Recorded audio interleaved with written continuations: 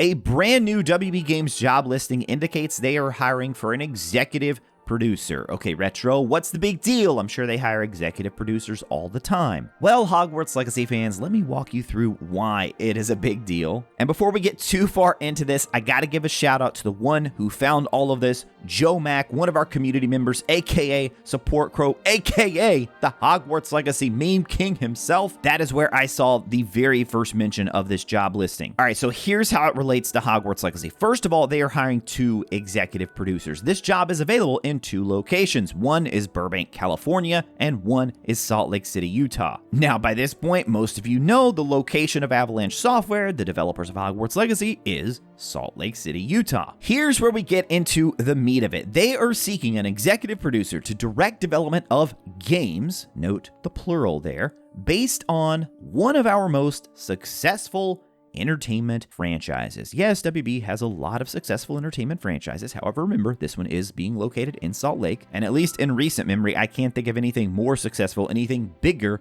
than the release of Hogwarts Legacy. It very well could finish 2023 as the best-selling game of the year, which in a year that has been just phenomenal for video games, that would be an incredible feat. Now, the next line, the EP will have a chance to partner with a talented and successful development studio that is building their next generation of games. Talented and successful development studio, I think Avalanche Software certainly fits the bill, especially after their success with Hogwarts Legacy. All right, I know you're probably not convinced yet. Let's read on. MMO development, wait, what? And operations and open world RPG game experience. Guys, in the brief time that I've had the opportunity to work and interact with the folks at Avalanche and the folks at WB, I can say one thing for certain. They listen to their fans. They may not always be able to act on it. They may not always be able to do exactly what we're hoping they can do. However, they listen. And in both the lead up to Hogwarts Legacy and the aftermath of Hogwarts Legacy, the conversations that I had with James of Expecto Go, Andy Reloads, Wizard PhD, Benjamin Snow, the list goes on and on. Every time we have gotten together to talk about this game, to talk about our reactions to it, to talk about what we hope to see next, one of the things that we always bring up is a multiplayer mode, a multiplayer experience, some way for us to be able to play these types of games together. And I know that's not what everybody wants. However, I think I figured out a way that Avalanche and WB can satisfy both parties. So the way I look at it, we have 3 possibilities here for what this could mean. The third option is the one that I hope to see and the one that would probably please the most people. But first, I want to start off with the option that this is going to be a DLC add-on mode for Hogwarts Legacy. And the closest example I can think of is if you look at Ghost of Tsushima. We talked about this at length leading up to the launch of Hogwarts Legacy. Yes, it was being developed as an open world action RPG focused on single player only. They made that very clear. But there was always this nagging thought in the back of my mind about, yes, I know that's true. However, the Wizarding world, one of the things that it was built on is the community of fans that lined up for each book at midnight, that lined up to watch the movies at midnight, and that pre-ordered this game in absolutely huge numbers. How do we take something they love and make it even better? Well, we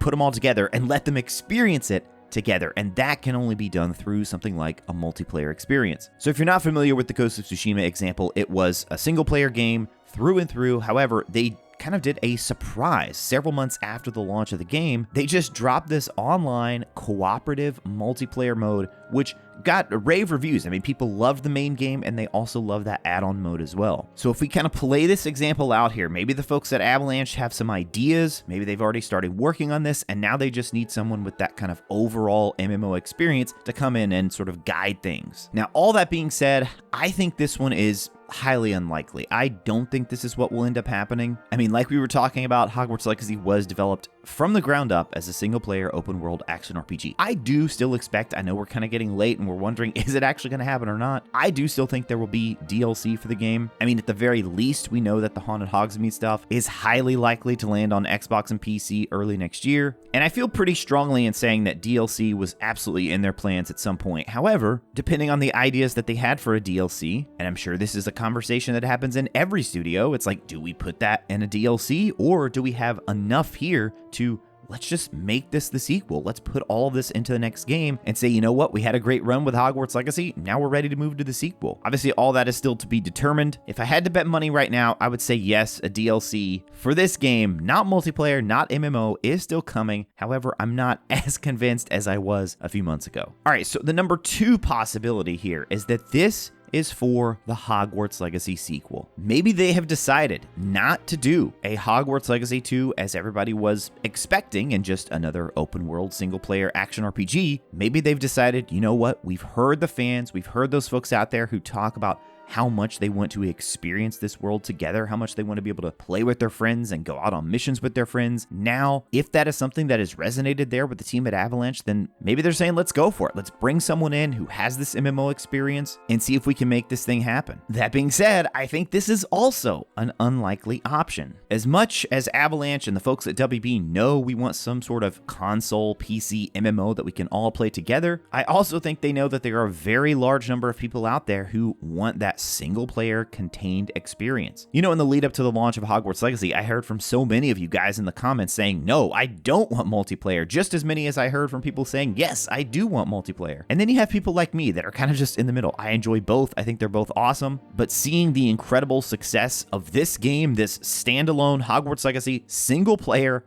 nothing else, I think they'd be crazy. And I think WB knows they'd be crazy not to follow up on that and do something in a very similar style. So where does that leave us then? That leaves us with number 3 in what is probably the most likely option, but I think also the most exciting option. And that is a brand new Wizarding World game that would be developed from the ground up as a Wizarding World MMO. Yes, I said it, folks. I'm allowing my mind to go there for just a bit, just a small ray of hope that they might actually be trying to make this happen alongside a fully fledged Hogwarts Legacy 2. Hogwarts Legacy, if you missed this, made a ton of money. And as crazy as things have been in the game industry, we've seen so many layoffs. We have not seen that happen. Very, very fortunately, we have not seen that happen at Avalanche. We've actually seen them hiring and adding to their team. It's not just for this job. I had a video a few months back that strongly indicated they were hiring for people to work on Hogwarts Legacy 2, even though they weren't calling it Hogwarts Legacy 2. It really seemed like they were hiring more people to work on the next big thing for them. I mean, to be honest with you guys, this game made so much money that if they wanted to, they could open a second division of Avalanche, I would think, you know? We see this with some of the big studios like Naughty Dog and Rockstar. It could be in a completely different location. It could also be located in Salt Lake. I'm not sure the exact physical size of their space there, if they have enough room to add that many team members. I've said this for a while now. If I were WB after the success of this game, I would go to Avalanche and say, what do you guys want to make next? And what can we do to help make it happen? Now, if we go back to even before the game launched, we know game director Alan Tu talked about they want to tell more stories in this world. I've seen nothing to indicate that that has changed, so I do expect they want to follow up with a Hogwarts Legacy 2. Now, it's also important to remember that Avalanche doesn't own the right to do a Hogwarts game. WB owns the right to do that. So WB is the publisher here, Avalanche is the developer, along with Portkey Games, which I think very often people kind of leave them out because it's not as clear exactly what Portkey Games does and how they factor into this. So WB could just as easily give this to another one of their mini studios and say, hey, Avalanche, you guys work on Hogwarts Legacy 2, open world, single player, action RPG, go for it. Then we're going to let this new studio, we're going to let them focus on working on a Hogwarts MMO, a Wizarding World MMO. But the big curveball in that theory is that one of these executive producer jobs is being located in Salt Lake, the very place where Avalanche Software resides. Oh man, I really don't know. What do you guys think? Let me know in the comments below. Who knows? Maybe it's nothing at all. As always, thank you all so much for watching. I'll talk to you again soon.